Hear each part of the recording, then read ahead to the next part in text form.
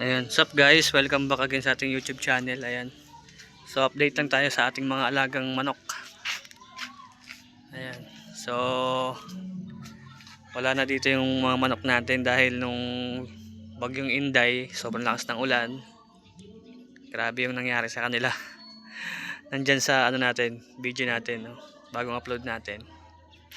So nilipat ko na sila dun sa kabila dahil kapag umuulan, salaw nila lahat ng tubig dito dahil walang alulod. At yun nga, nagkakaroon ng amoy dahil sa kanilang mga dumi. Kaya nilagay ko na lang dito yung isa. Ayan. Yung 1 month old natin na hindi ko alam kung babae ba to o lalaki. Pero sana lalaki. So ito yung mga white leghorn natin. Ayan. Ginawa ko sila ng silungan dito kung sakali kapag umuulan. Nilagyan ko ng yero. Ayan. So dyan ko nilagay dati yung itim na 3 months old natin. Nilipat ko na. Dahil naka ano tayo ng kulungan. Nakadiskarte.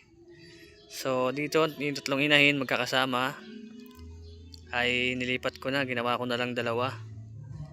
Yung talisayin tsaka yung kulay brown. Hindi ko alam kung anong tawag sa kulay na yan. So yung itim nandun na sa kabila, kasama niya yung golden brown. Ito ko sila, pinagsama ko sila. So tinry kong pagsamahin yung talisayin tsaka itong alinbuyugin na 3 months old natin. Tsaka itong talisay, halos magka ano lang yan sila eh. Same lang ng edad. Nag-aaway, binubugbog ng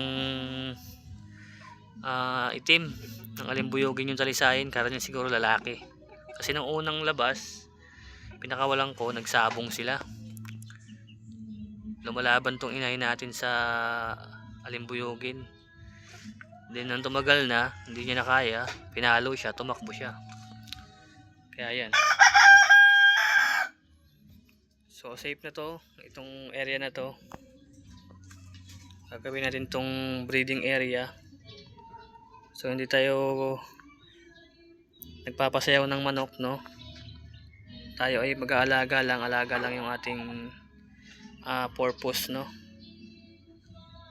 Patanggal lang natin ng stress. Alaga, benta, gano'n. So yan yung bago nilang kulungan.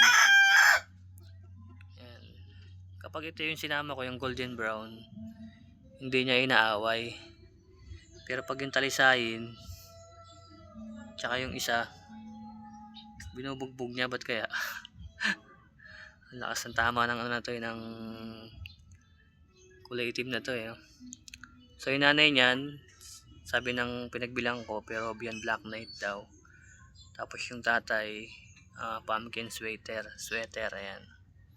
So itong mga inahin na dalawa, hindi ko alam kasi kung anong bloodline yan dahil galing yan sa ninong.